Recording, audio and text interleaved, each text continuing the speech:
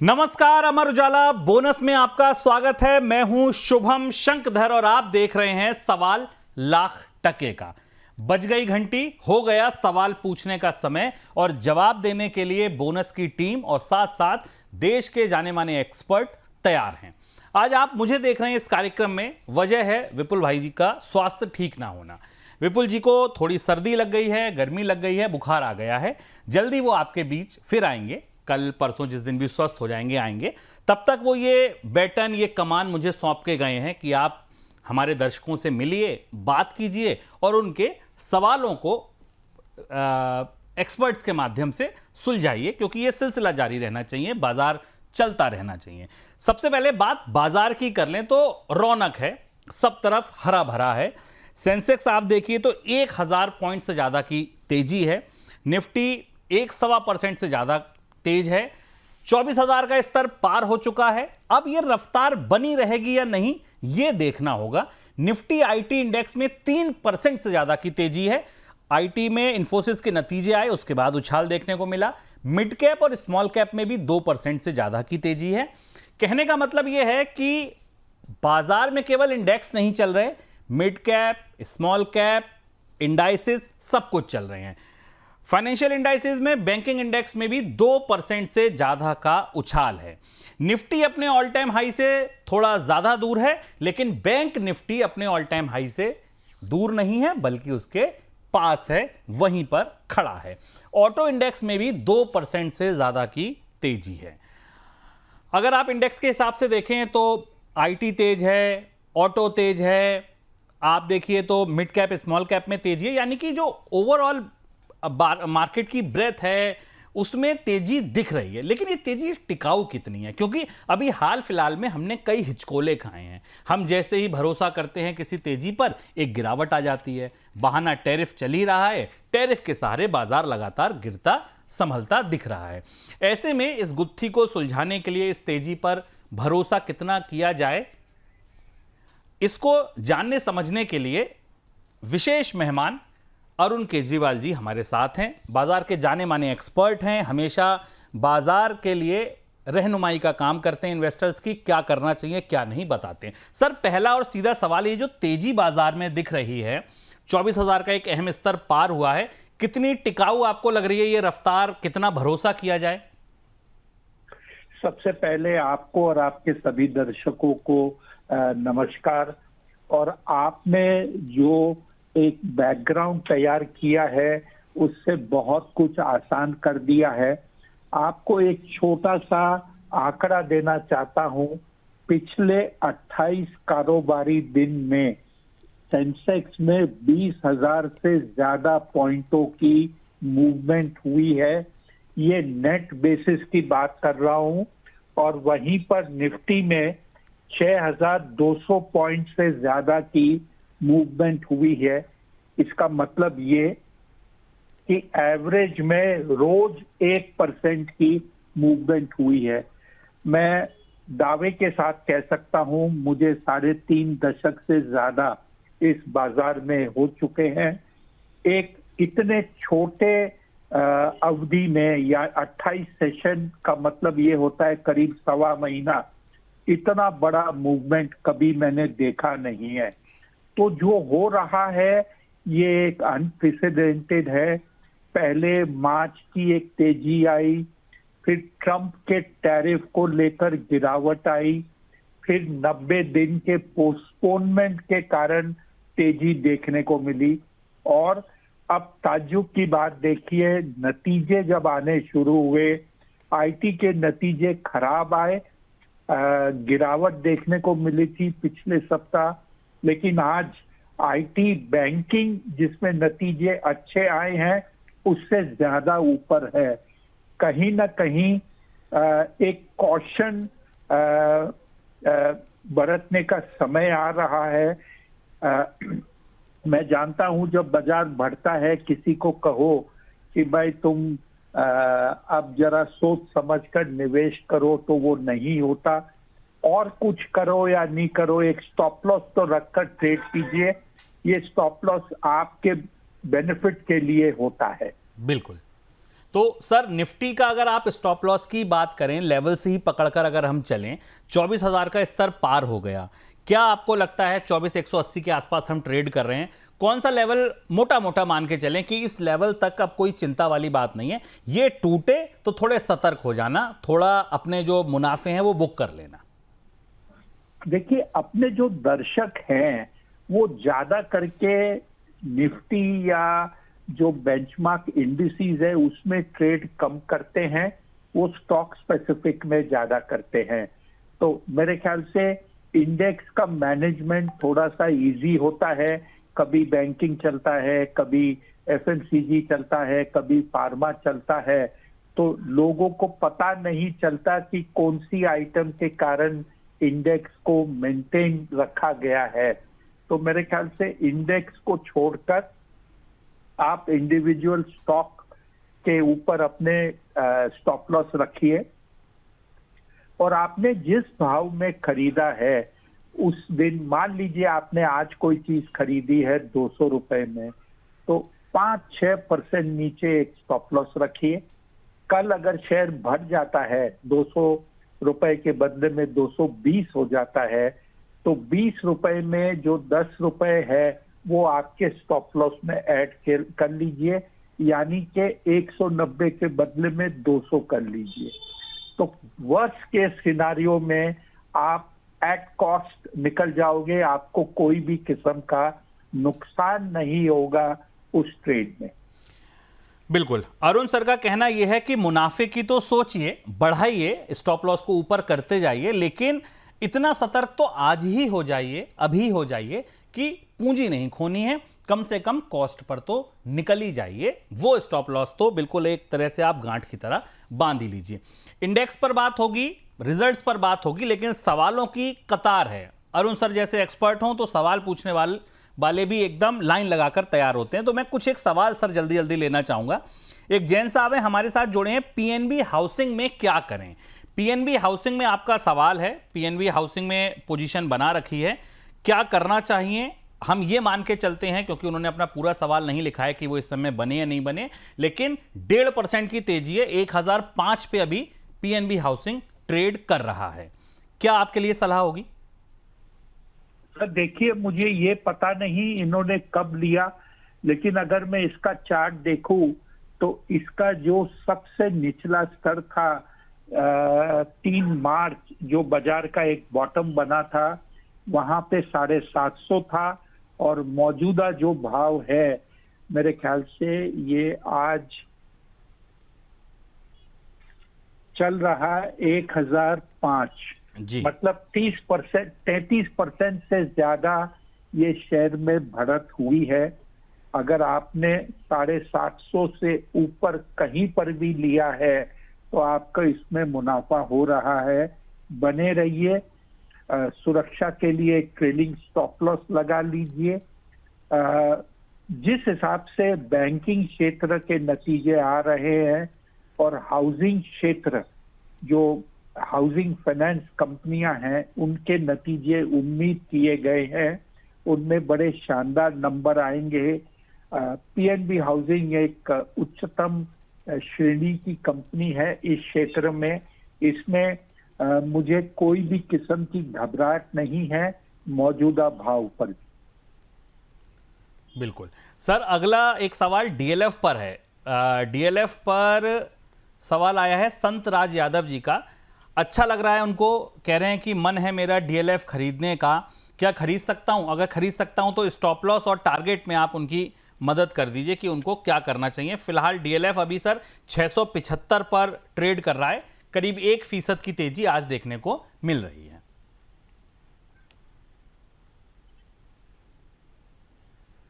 Sir DLF लगातार lower bottom बना रहा है। अब लग रहा है कि शायद ये एवरेजेस को तोड़ने की चेष्टा करेगा।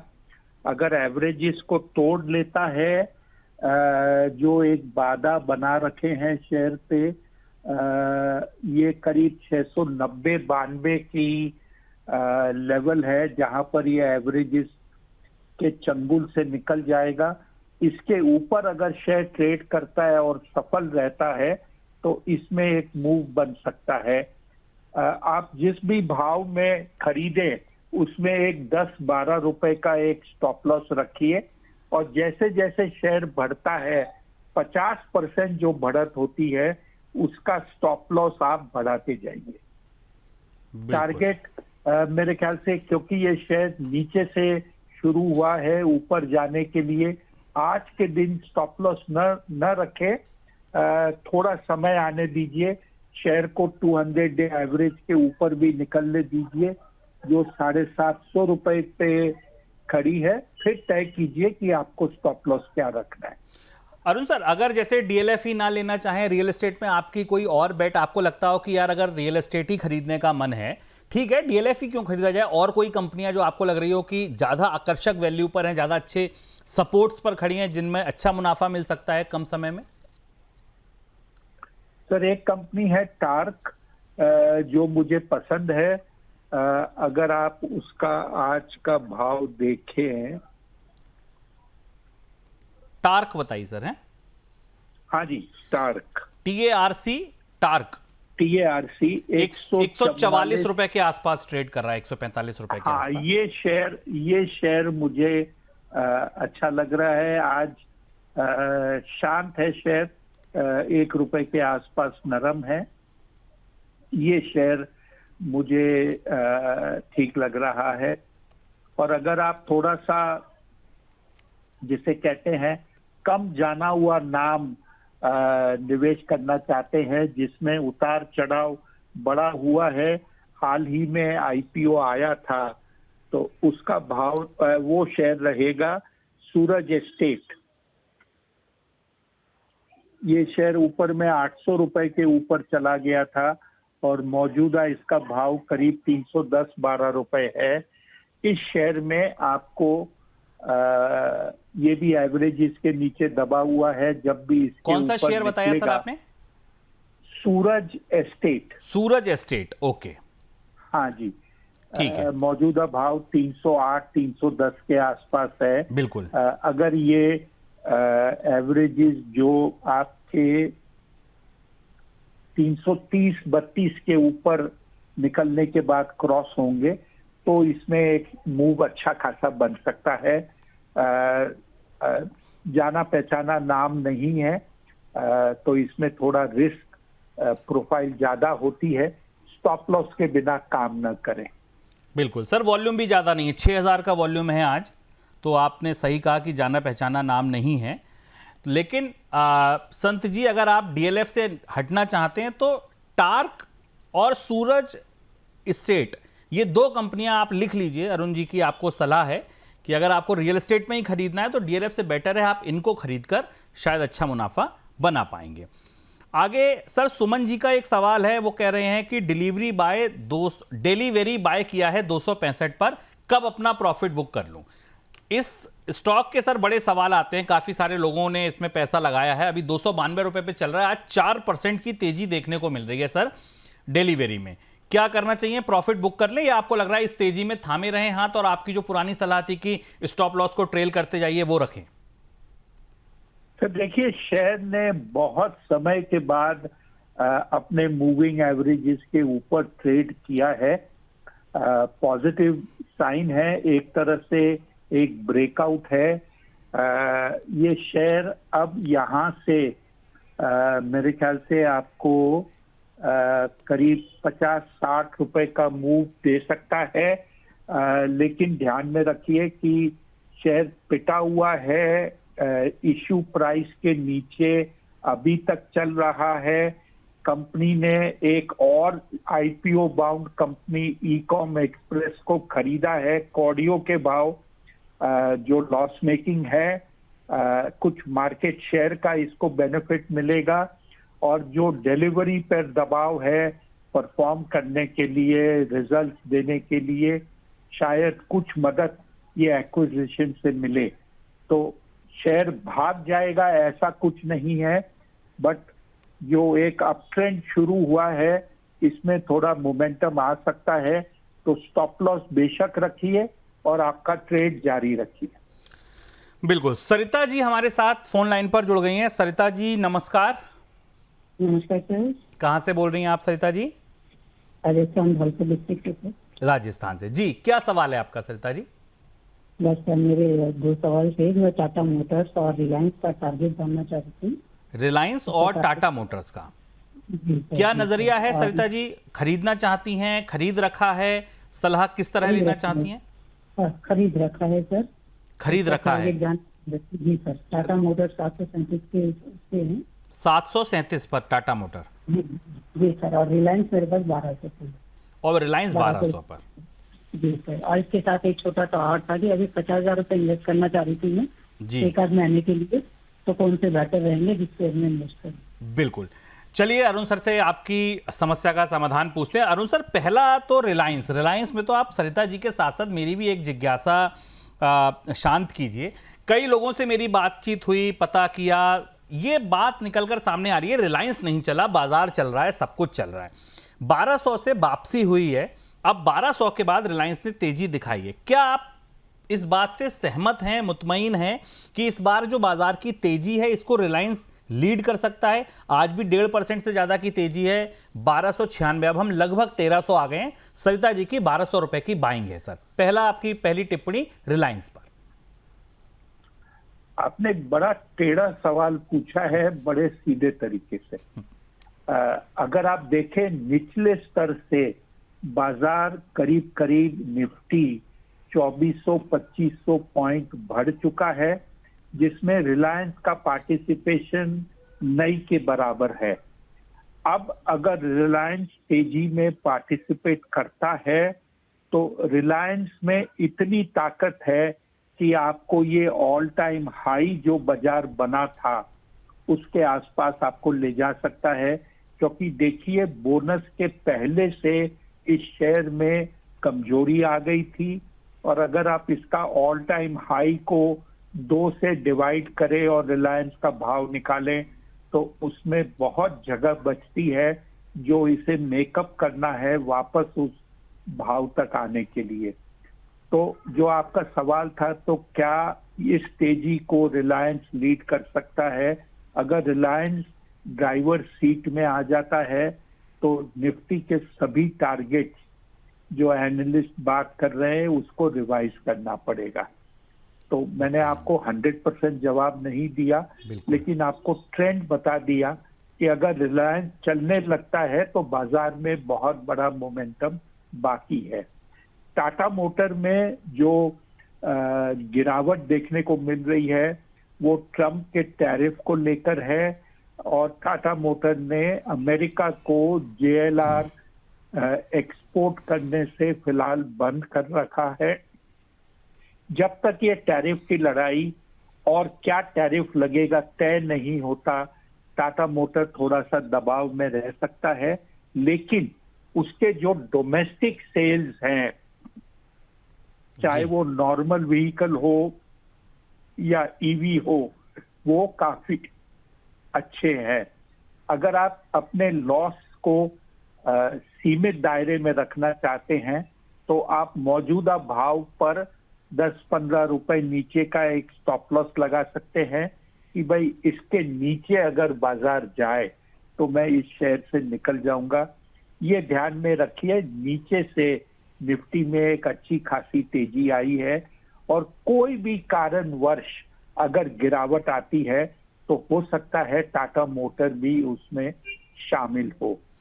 तीसरा जो आपका सवाल है, 50,000 रुपए हैं, आप 1 महीने के लिए निवेश करना चाहते हैं, मेरी एडवाइस आपसे ये रहेगी, बहुत ज्यादा वॉलेटाइल मार्केट है, 1 महीने के नजरिए से पैसा न लगाएं, 1 महीना रुक जाइए। उसके बाद में अगर आपके पास 2-3 महीने का समय हो, ये नतीजे की सीजन पूरी हो जाएगी, फिर आपको कई सारे शेयर का ऑप्शन मिलेगा जहां पे आप पैसा निवेश कर सकते हो। ये महीना मेरे को अब कुछ ज्यादा वॉलेटाइल लगता है, इसमें सेफ्टी नहीं होगी।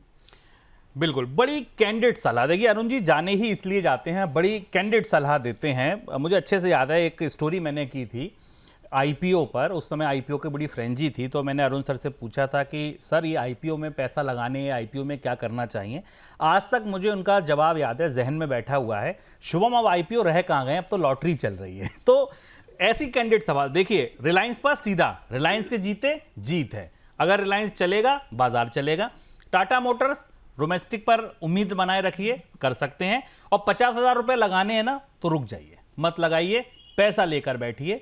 1 महीने बाद 1-2 महीने के लिए लगाना चाहते हैं तो लगाइए। बाकी ट्रेडिंग करनी है तो स्टॉप लॉस फिक्स रखिए, ट्रेड आप कर सकते हैं। लेकिन हाँ, अगर 1 महीना रुक सकते हैं तो आपके लिए सरिता जी बेहतर होगा। तमाम और कॉलर्स भी हैं और आप इस प्रोग्राम से जुड़े रहिए, क्योंकि आगे हम बहुत सारे नतीजों की बात करने वाले हैं और एक एफआईआईज को लेकर खास डेटा तैयार किया है हमारी टीम ने, रिसर्च टीम ने। हर्ष उस डेटा को लेकर आ रहे हैं, उस पर भी आपको कुछ ना कुछ पता चलेगा बाजार की भीतरी तस्वीर के बारे में। लेकिन इससे पहले सर, एक सवाल मैं आपसे आईटी शेयरों पर लेना चाहता हूं। बहुत सारे लोगों के सवाल आए हैं, आईटी के नतीजे आए, नतीजे बहुत अच्छे नहीं रहे, लेकिन उसके बाद भी उसके उलट आईटी शेयरों ने तेजी दिखाई है। क्या HCL टेक खरीदने का सही समय है, सवाल आया हुआ है। इसी के सहारे HCL टेक पर आप सलाह दीजिए और इसी के सहारे थोड़ी सी कहानी आईटी शेयर की, आईटी इंडेक्स के बारे में, आईटी स्टॉक्स के बारे में बता दीजिए। सर देखिए, पूरा का पूरा सेक्टर दबाव में है। नतीजे जो आए हैं कुछ खास नहीं है। उससे ज्यादा निराशाजनक बात जो है वो है कंपनियों के तरफ से गाइडेंस। 25 से 30 के पी में ये शेयर ट्रेड करते हैं और गाइडेंस मिलती है 1 से 2 से 3% की ग्रोथ। इतना महंगा शेयर कोई 1, 2, 3% की ग्रोथ के लिए नहीं खरीदता। उसके बावजूद बाजार में जो आज तेजी देखने को मिली है, चौथे दिन लगातार बड़ी शानदार रैली है। अगर आप देखें, जहां पे निफ्टी में 300 पॉइंट से ज्यादा, सेंसेक्स में 1000 पॉइंट से ज्यादा, सभी पूरे बाजार के साथ आईटी में भी तेजी है। कहीं ना कहीं दिमाग चकरा जाता है कि जो देख रहे हैं, जो सुन रहे हैं, क्या हकीकत है, क्यों ऐसा मूवमेंट हो रहा है। लेकिन बाजार की कहावत है, भाव भगवान है। आप उस चीज को डिनाई नहीं कर सकते। क्या मैं इस भावों में आईटी में निवेश करना चाहता हूं? कतई नहीं। थोड़ा डर लगता है, महंगा है, और क्योंकि फ्यूचर कंपनियों ने कहा है अच्छा नहीं है तो पैसा न लगाएं। बेहतर समय इससे आज से आपको अवश्य मिलेगा आईटी क्षेत्र में। बिल्कुल, पैसे लगाने के लिए कई सारे सेक्टर्स हैं जहां पर आपको अपॉर्चुनिटी मिलेगी। उदाहरण के तौर पर बैंकिंग क्षेत्र, उदाहरण के तौर पर एफएमसीजी क्षेत्र, और उसके अलावा फार्मा क्षेत्र, जहां पे डोमिनेंट बिजनेस यूएस एक्सपोर्ट नहीं है। ये सब जो सेक्टर्स हैं, आपको यहाँ पर वैल्यू बाइंग भी मिलेगी, स्टॉक सिलेक्शन करने से पैसा भी मिलेगा। और बैंकिंग क्षेत्र, ये ध्यान में रखिए कि सिर्फ बैंक नहीं होते, एनबीएफसी, हाउसिंग फाइनेंस कंपनियां, ऐसी कई सारे अपॉर्चुनिटीज है जहां पे आप पैसा लगा सकते हैं। तो आयुष जैन जी, आपका सवाल था आईटी शेयरों पर क्या करना चाहिए। दूर रहिए, बिल्कुल दूर रहिए। जिस भाव पर ये कंपनियां मिल रही हैं, इससे बेहतर भाव पर आपको मिल सकती हैं। तो बेहतर है जब बाजार में सामान सस्ता मिल रहा हो तब खरीदिए। और इस समय अगर कुछ खरीदना है तो दूसरे सेक्टर्स, दूसरे शेयर्स जो बताए हैं अरुण जी ने, आप उन पर दाव लगाएंगे तो ज़्यादा बेहतर आपके लिए रहेगा। सर, एक सवाल स्पेशली आपके लिए आया है कि अरुण सर से ही मुझे जवाब चाहिए। अरुण सर से पूछ लीजिए कि किर्लोस्कर पंप्स 50 शेयर 1500 रुपए पर ले रखे हैं, क्या करूं? उमेश जी हैं, उमेश पांडे लखनऊ से, आपके नाम से ही इनका सवाल आया है, तो आप इनका मार्गदर्शन कीजिए।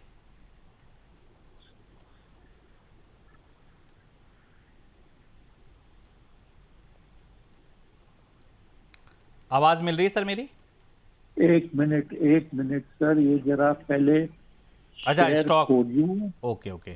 किर्लोस्कर इंडस्ट्री ही होगा मुझे लगता है ये स्टॉक। 3220 रुपए के आसपास ट्रेड कर रहा है। आज एकदम फ्लैट है, कहीं कोई तेजी नहीं, 2 रुपए की गिरावट है 3200 रुपए के शेयर में। वॉल्यूम्स भी नहीं है, 447 शेयरों का केवल ट्रेड हुआ है आज। क्या आपकी टिप्पणी रहेगी इस पे सर? सर लगातार शेयर में गिरावट है। जुलाई 24 से शेयर गिरता रहा है, एवरेजेस के नीचे दबा हुआ है। टर्न अराउंड के फिलहाल कोई निशान नहीं है। अगर आपके पास में कोई स्पेसिफिक न्यूज़ फ्लो हो तो अलग, अदरवाइज मैं इस शेयर में फिलहाल निवेश नहीं करूंगा। बेहद 100-150 रुपए महंगा खरीद लूंगा जब कंफर्मेशन मिले कि शेयर ने एक टर्न अराउंड किया है। बिल्कुल सर, एक चीज मैं आपसे समझना चाहूंगा, अभी ये 2 शेयरों के संग ऐसा हुआ अरुण सर, एक शेयर ये किर्लोस्कर 300-400 का वॉल्यूम, इससे पहले एक कम सुना शेयर आपने बताया उसमें भी वॉल्यूम लिमिटेड था।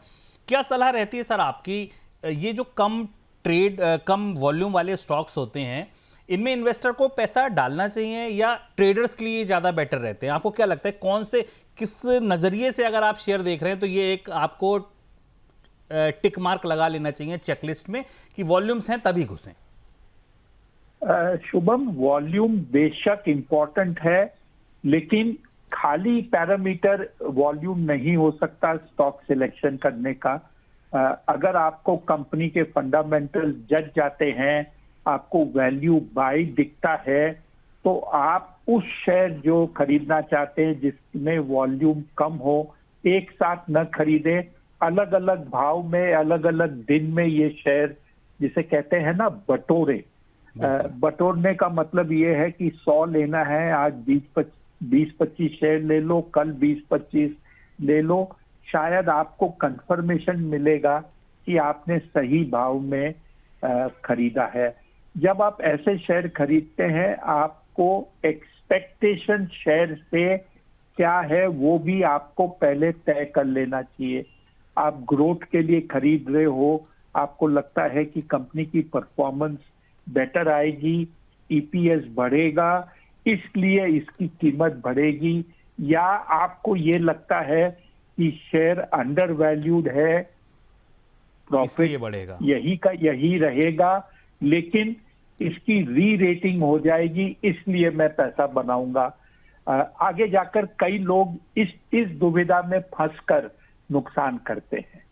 बिल्कुल, तो केवल एक पैमाना वॉल्यूम नहीं है और तमाम चीजें भी हैं जिनको नजर रखिए, तब आप आगे बढ़िए। शिव कुमार पांडे जी हमारे साथ जुड़ गए हैं। शिव जी नमस्कार। नमस्कार जी, नमस्कार सर, कहां से बोल रहे हैं आप? जी सर, कोलकाता से बोल रहा हूं सर। कोलकाता से बोल रहे हैं, तो शिव जी आप कोलकाता के ही रहने वाले हैं, शिव कुमार पांडे जी? जी नहीं, हम ऐसे लखनऊ के रहने वाले हैं। हाँ, वही मुझे लगा, पांडे जी हैं तो आप कहाँ कलकत्ता में, तो क्या बिजनेस वगैरह सर, जॉब करते हैं? जी जॉब करते हैं सर। जॉब करते हैं जी, आप सवाल बताइए। सर मेरा पारस डिफेंस का लिया हुआ है। पारस डिफेंस क्वांटिटी में लिया गया है। पारस डिफेंस 105 क्वांटिटी लिया गया 1104 का रेट से। पारस डिफेंस एंड स्पेस टेक्नोलॉजी में सर अरुण सर इन्होंने ले रखे हैं शेयर, और किस भाव पर ले रखे हैं शिव जी? 105 शेयर सर। किस भाव पर? 1200 पर? 1104 का रेट से। 1104 पर हैं, अपने भाव से अभी करीब 50 रुपए नीचे हैं। ये 1046 के आसपास भाव चल रहा है। आज 1% की तेजी है डिफेंस शेयरों में। सर आपको क्या लग रहा है, और खास तौर पर ये जो शिव जी का सवाल है पारस डिफेंस एंड स्पेस टेक्नोलॉजी, इस पर आप क्या सलाह देना चाहेंगे? सर देखिए, करीब 1600, 1650 के भाव से ये शेयर लगातार गिर रहा था। अब कहीं न कहीं जाकर ये शेयर संभला है, थोड़ा सा एक राउंडिंग बॉटम का पैटर्न बनाने की चेष्टा में है। इम्प्रूवमेंट शेयर के पैटर्न में अवश्य है। शायद ये जो नतीजे आएंगे एनुअल, इस नतीजे के बाद में इस शेयर में एक मूवमेंट आ सकता है। अगर आप अपने आप को सुरक्षित करना चाहते हैं, एक स्टॉप लॉस आप रख सकते हैं, जो मेरे हिसाब से करीब 915 925 के बीच का स्टॉप लॉस होना चाहिए।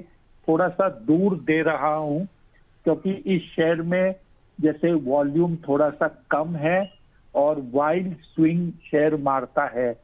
ये स्टॉप लॉस रख के इसको थोड़ा ट्रेल कीजिए। मान लीजिए अगले कुछ दिनों में ये शेयर 100-125 रुपया बढ़ जाता है तो आपका स्टॉप लॉस भी उसी हिसाब से आधे दाम जो बढ़ते हैं उसका स्टॉप लॉस बढ़ा लीजिए।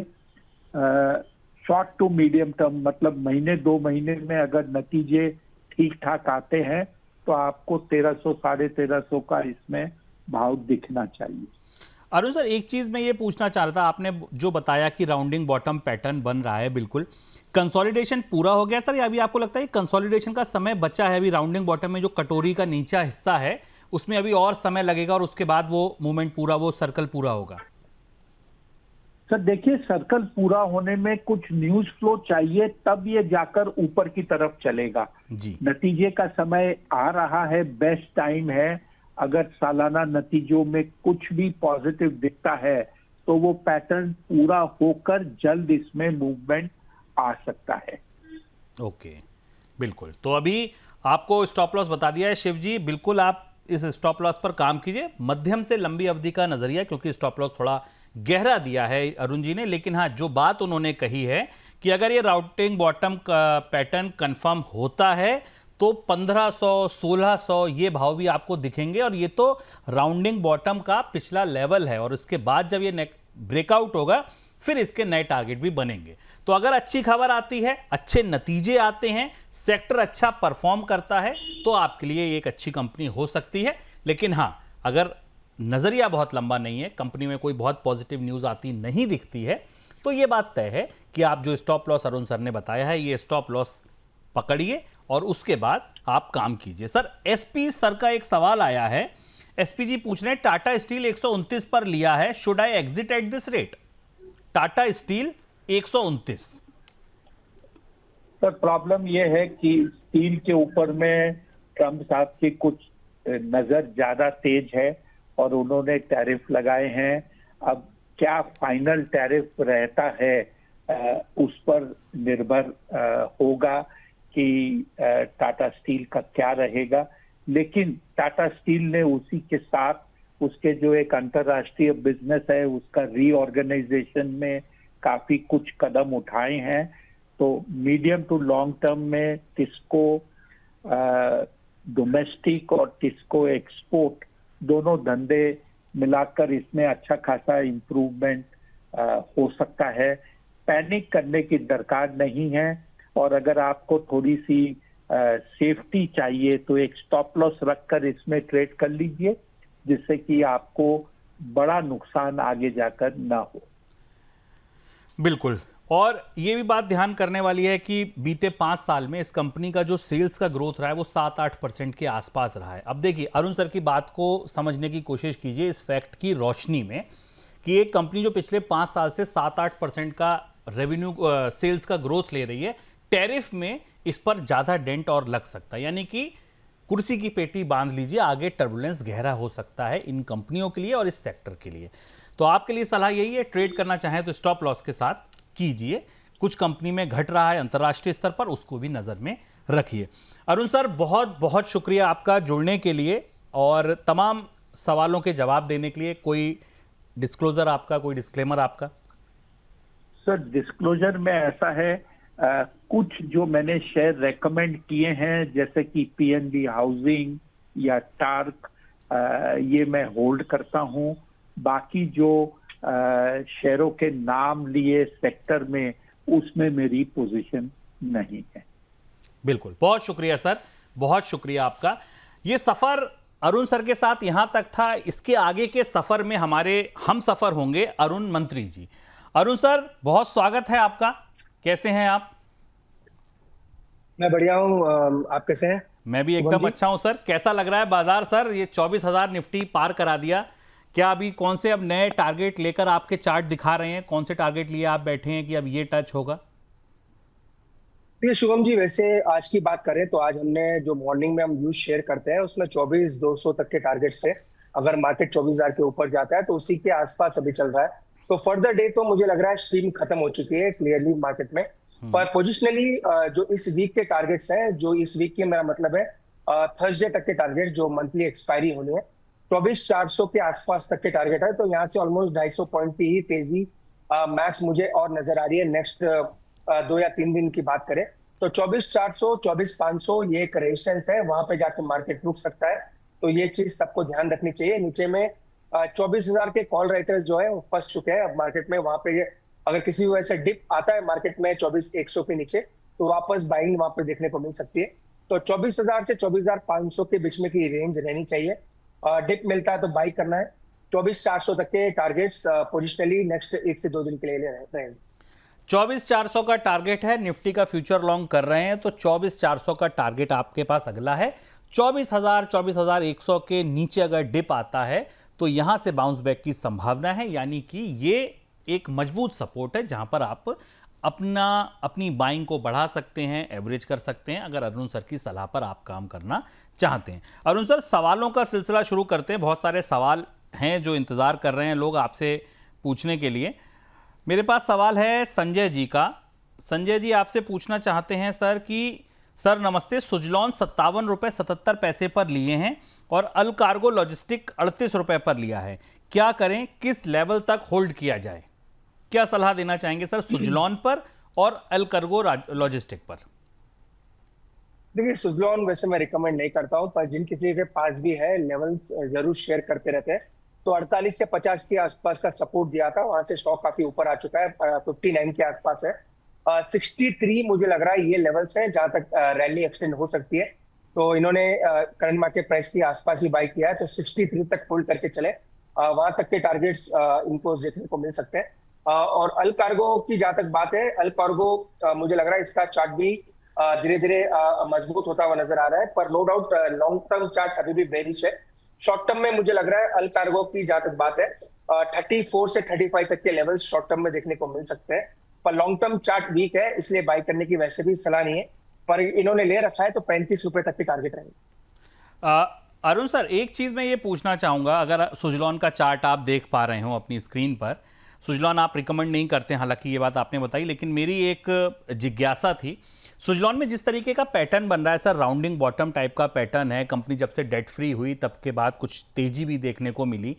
क्या आपको लग रहा है क्या ये राउंडिंग बॉटम पैटर्न जो है ये पूरा होता आपको दिख रहा है, जिसमें हम 80-90 रुपए 80 रुपए के ऊपर के लक्ष्य देख पा रहे हैं? अभी कंपनी ने अपने 200 दिन के मूविंग एवरेज के ऊपर भी ट्रेड करना शुरू किया है, कुछ मजबूती, कुछ आपको लगता है इस ये तेजी इसको भी बहा ले जाएगी अपने साथ ऊपर की तरफ? देखिए शुभम जी, आपने सही कहा, टेक्निकली तो स्टॉक अच्छा है, 50 रुपए के आसपास बेस बना है, पर जो आप राउंडिंग की बात कर रहे हैं उसका अगर टेक्निकल ब्रेकआउट देखें तो 60 रुपए के ऊपर आता है। 60। तो 60 रुपए के ऊपर अगर आता है ब्रेकआउट तो इसका जो पहला टारगेट बनेगा वो 68 के आसपास बनेगा, क्योंकि अगर आप 50 से 60 रुपए का जो राउंडिंग बॉटम बना है उसका ही टारगेट ऊपर बनता है। तो 60 रुपए का टारगेट जो अगर 10 रुपए ऐड करते हैं तो 70 68 से 70 के आसपास है। वैसे मेरा टारगेट पहला टारगेट 63 के आसपास ही है। अगर मोमेंटम बनता है तो 68 के फ्रेश टारगेट रहेंगे। तो जिन किसी के पास भी है डेफिनेटली होल्ड करें। नीचे में स्टॉप लॉस 55 रुपए या 54 रुपए के आसपास लगा लें। जो स्टॉप लॉस पहले 50 था 54 के आसपास आ गया है, और ऊपर में टारगेट 63 और 68 के आसपास के रहेंगे। बिल्कुल, सुजलॉन अगर पसंद है तो ये सलाह आपके लिए काम की हो सकती है। एनएचपीसी 80 लिए हैं, 80 रुपए में लिए हैं 200 शेयर। अरुणेश पांडे जी का ये सवाल है, अरुण सर क्या सलाह देंगे आप इनको? एनएचपीसी में ब्रेकआउट देखने को मिला है शुभम जी, और क्लियरली ब्रेकआउट 82 के ऊपर ही हुआ था, काफी बार इसका डिस्कशन भी हुआ। आज एक नया ब्रेकआउट देखने को मिला है जो 85 के ऊपर देखने को मिला है, और 89 90 तक के टारगेट इसमें देखने को मिल सकते हैं।